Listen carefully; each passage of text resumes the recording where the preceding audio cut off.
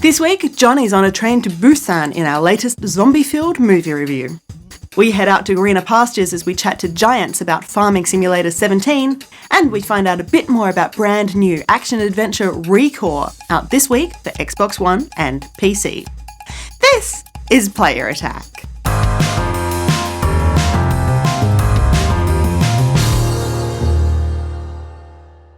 Hi, I'm Jessica Citizen, and this week we've got all the details you need to know about the new PlayStation 4 Pro. That's right, Sony's taken the wraps off of the hardware we knew as the PlayStation Neo, the PlayStation 4K and the PlayStation 4.5, and it is the brand new, very shiny PlayStation 4 Pro.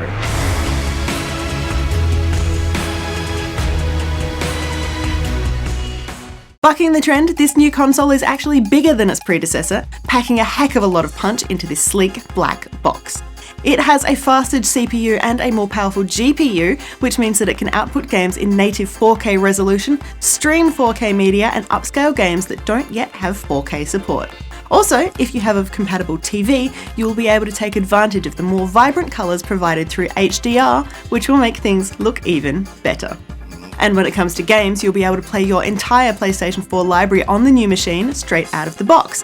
But a significant number of PS4 games are getting updates, tweaks and patches that will make them work even better on the PS4 Pro. Sony has also stated that it is not planning any PS4 Pro exclusives, with the studio hoping to keep all PlayStation gamers part of the same user base. Your PlayStation Network ID and all your data will seamlessly work with both machines. Although, I should really say all three machines, because Sony has also confirmed another new PlayStation 4, simply known as the PlayStation 4. Just like all the leaks suggested, this is a stock standard redesign. It's a bit smaller, a bit sleeker, and it comes standard with a slightly redesigned DualShock 4 controller. If you don't like this new slim edition, sorry, starting this week, it is the standard PlayStation 4. The other big hardware news of the past week is, of course, the new iPhone. It wasn't so long ago that a new mobile phone would not have been considered gaming news, but now with so many people using their handset as their gaming platform of choice, the new iPhone 7 promises a better display, better sound, stereo speakers, upgraded internals, and, for better or worse, no 3.5mm headphone port. We already knew, or suspected, most of those details thanks to leaked information, but Apple's big presentation did contain one massive surprise. Shigeru Miyamoto, on stage, showing off a brand new Mario game coming straight to iOS.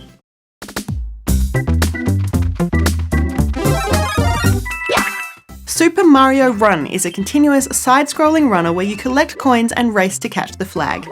It will have a set price and no microtransactions, and is set to launch on iPhone before the end of the year. If you really want this on Android, you will be waiting until sometime in 2017. There's also a new Apple Watch on the way, and, you guessed it, Pokemon Go will work with it. The miniature display will feature information on nearby Pokemon, hatching eggs, medals earned, and details on distance walked. If it wasn't for this demo, I definitely would have taken out my iPhone to catch it. But that's not the Pokemon Go news that has everybody excited this week. It's not even the biggest Pokemon Go wrist-based news. The Pokemon Go Plus tracker is out right now if you're lucky enough to get your hands on one, or get one on your hand. But moving right along, and sticking with hands for the moment, remember those VR gloves that we tried out at E3 last year? Turns out we weren't the only people who fell in love with them. NASA is using the Manus VR gloves to train astronauts in a virtual recreation of the International Space Station. NASA is using exactly the same hardware as Manus is selling to the public, so if you've ever wanted to feel a little bit more like an astronaut, here's your chance. In quick news now, the PlayStation VR headset will come with an 8-game demo disc to give you a taste of what's possible.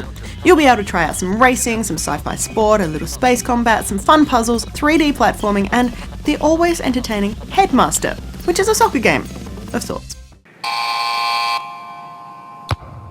During your stay, you will undergo increasingly challenging rounds of heading therapy. Earn at least 1 star to advance to the next round.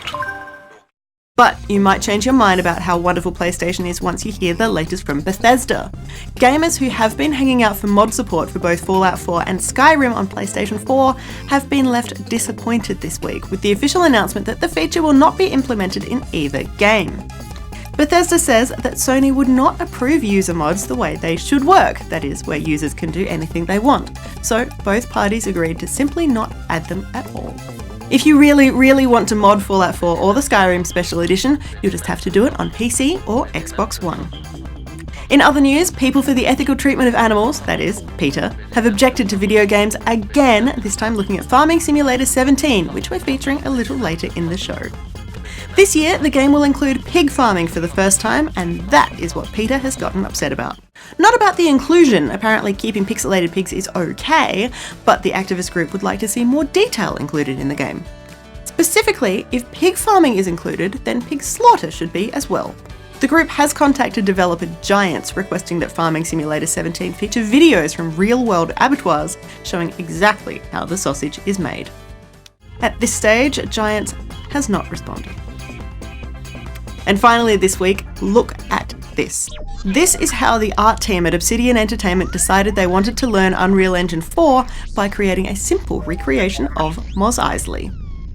Developer Jason Lewis started with the Millennium Falcon and the surrounding docking bay, and it just expanded from there. The best thing about all of this, if your computer is grunty enough, you can even download the files and explore Mos Eisley for yourself. I'm not sure you'll be able to get a drink from the cantina, but you should be able to meet some interesting characters. For more information on any of these stories, or to keep up to date with the latest gaming news, head to playerattack.com. But for now, stick around, we've got plenty more still to come.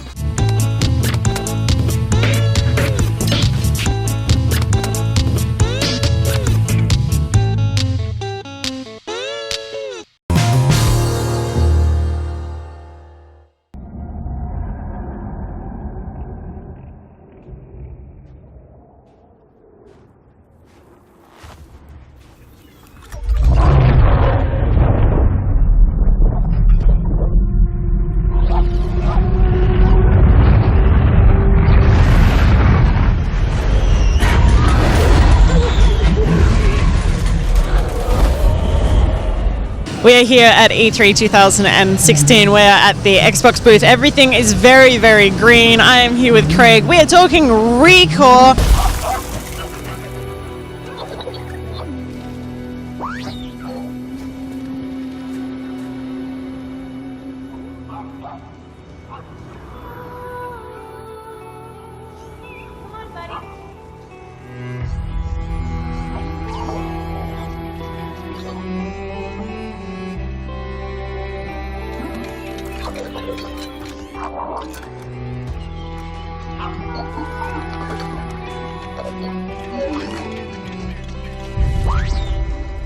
So last E3 we introduced you to Joule and her Corebot companion Mac. This year we've brought back Joule and Mac, as well as we brought in our AP3 frame and Duncan, as well as Seth and the SBDR frame. So we've introduced all three Corebot companions. We've got a few more that we'll be introducing over the summer. I guess the important question is, what is a Corebot companion and who is Joule? Sure, so Joule is an engineer. She's a maintenance engineer up on the planet of Far Eden. Earth has been ravaged by a dust devil virus, and they've been sent up to terraform Far Eden to make it habitable for humans again. We have some Corebots there that we're helping to terraform the planet. Unfortunately, some of them have gone rogue, and it is your battle, your duty, to go save mankind with your Corebot companions. What is it?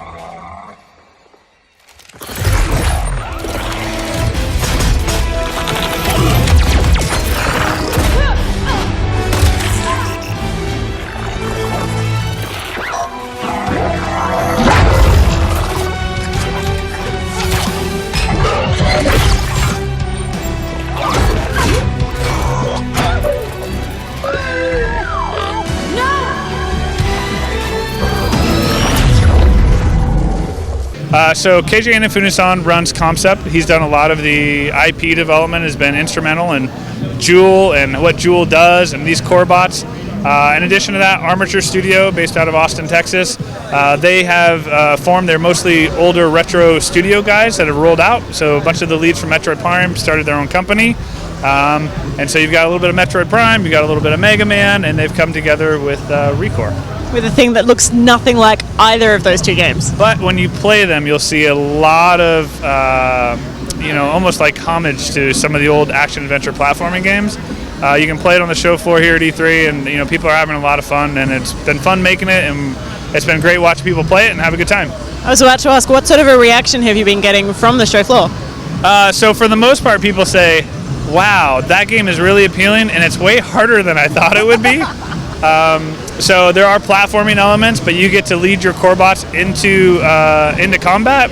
And so there's a lot you have to basically manage resource-wise. You've got 2 core bots with you at any given point in time. You've got your weapon. It's got a charge shot. You can extract cores from enemies. So there's a lot going on, and people are having a good time with it. We've touched on what the core bots are. What do they do? How does it all work together? Sure. So every core bot has some special combat moves. So the K9 frame does something different than the SBDR frame, which does something different than the AP3 frame. In addition to that, they will help you in exploration. So there's a lot of the world to explore. Mac can dig things up, and your SBDR frame, in this case Seth, he can actually go and help you get into areas you couldn't access by climbing on spider rails. And you're saying in this case because there are other ones that we haven't met yet? There's a few more core bots that we'll be introducing over the summer. Game looks amazing. We can't wait to play it. How long do we have to wait, and what do we need to play it on? So you can pre-order it today. You can also buy it on September 13th, starting in North America and other regions. It is $39.99 US, and it is also our first Xbox Play Anywhere title, which means if you buy the digital version of this game, you can play it on Windows, you can play it on your Xbox, and you have cross saves. So if, for example, you play through a few levels and then you want to go take it back to your PC, you can pick up right where you left off.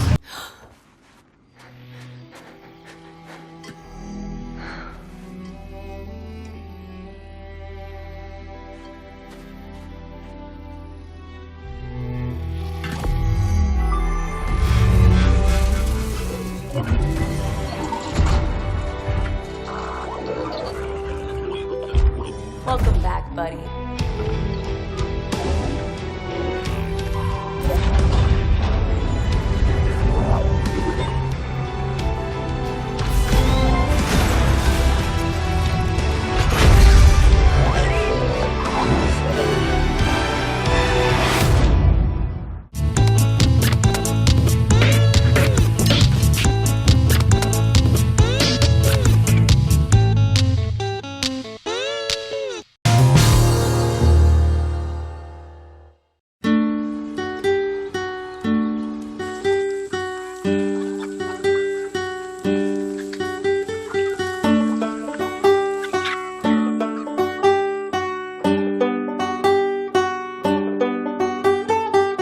I'm here with Martin from Giant Software. We are talking farming simulator, which so many people think of as a bit of a joke, really, but it's not. It's a very serious game. It actually is, and our players, they do take it quite seriously. I mean, we work closely with the manufacturers to make it as detailed as possible, because they spot all the tiny details that are not right. So, yeah, they actually take it quite seriously. Yeah. And what sort of details are we talking about? Because to someone who's never played it, it's farming. What's complicated about farming? Well, ask a farmer about it.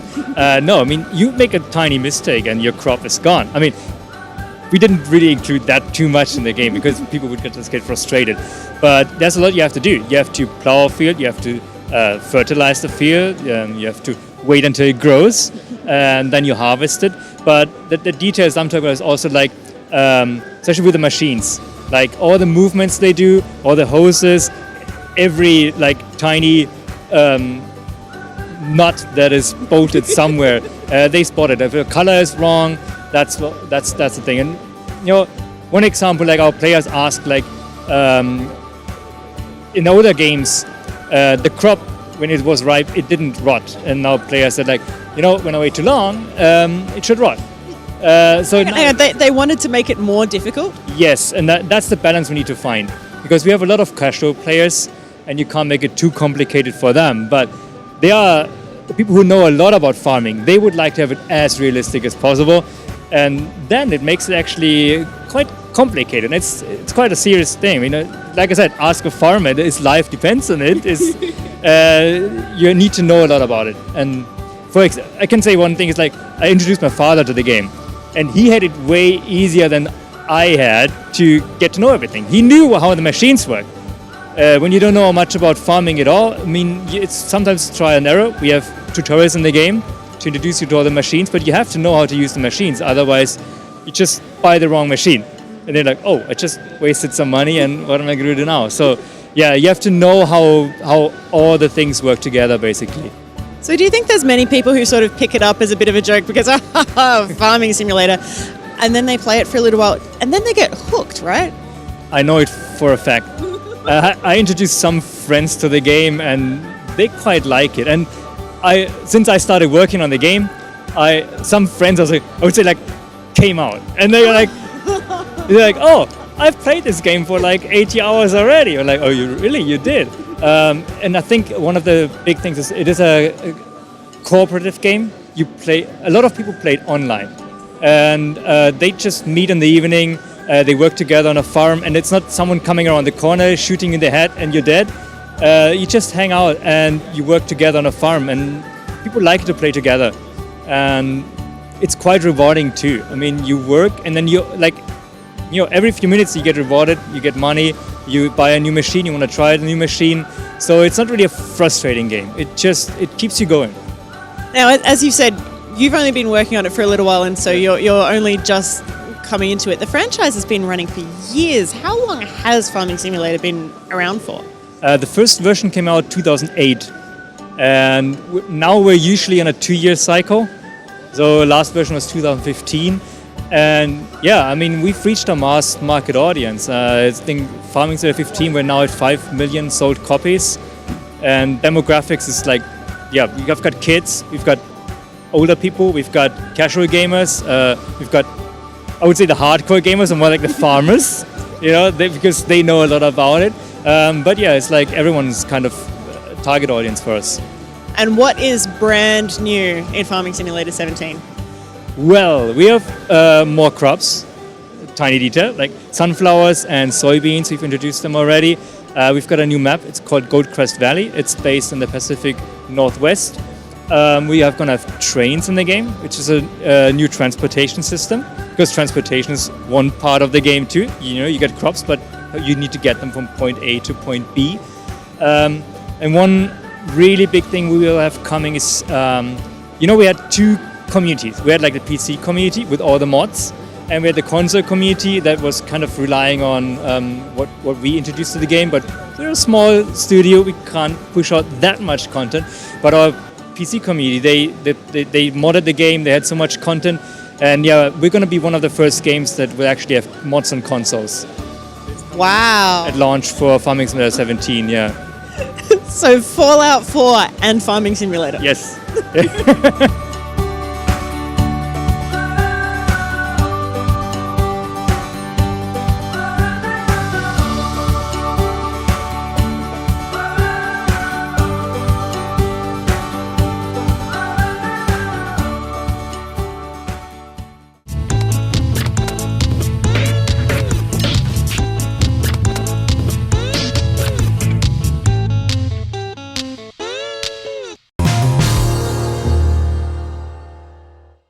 부산으로 가는 KTX 406 열차가 곧 출발합니다. 저기요, 이상한 사람이 하나 타고 있는 것 같은데.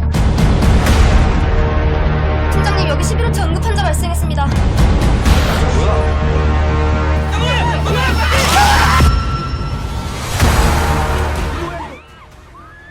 I, like many folk, have a laundry list of guilty pleasures that I am totally unapologetic for.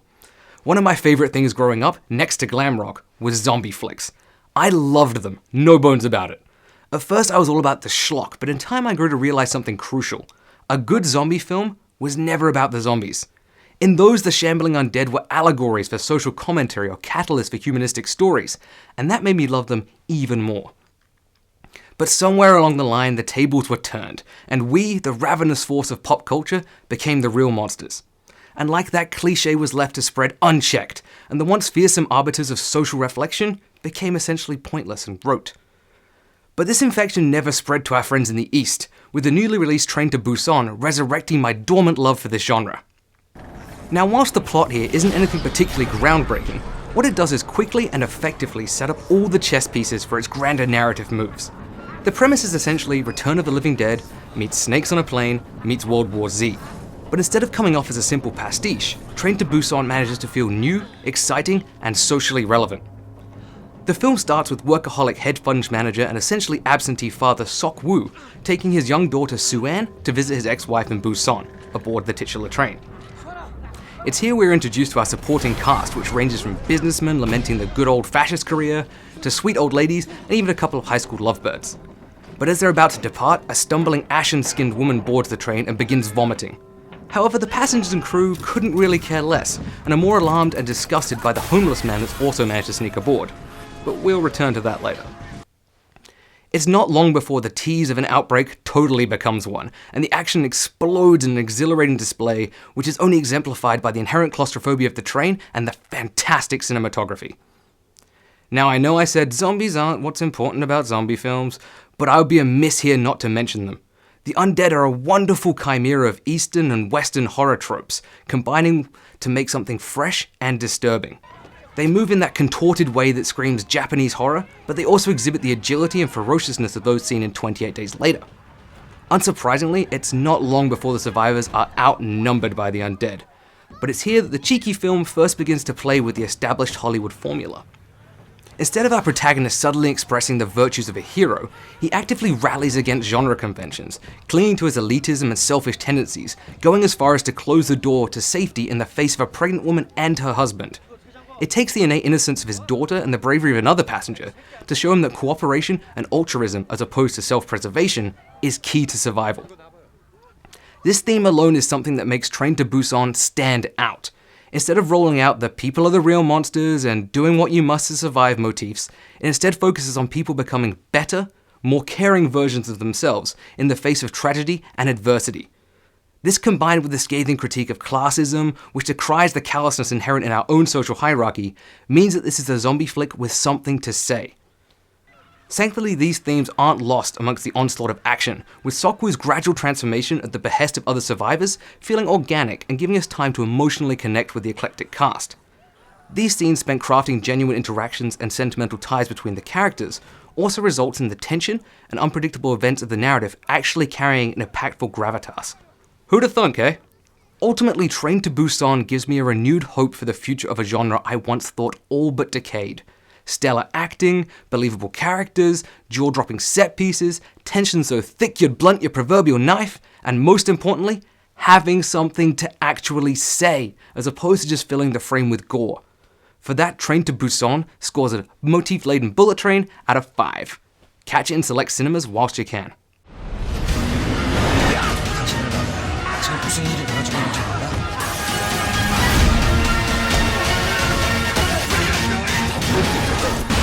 우리 열차는 더 이상 부산으로 운행할 수가 없게 됐습니다.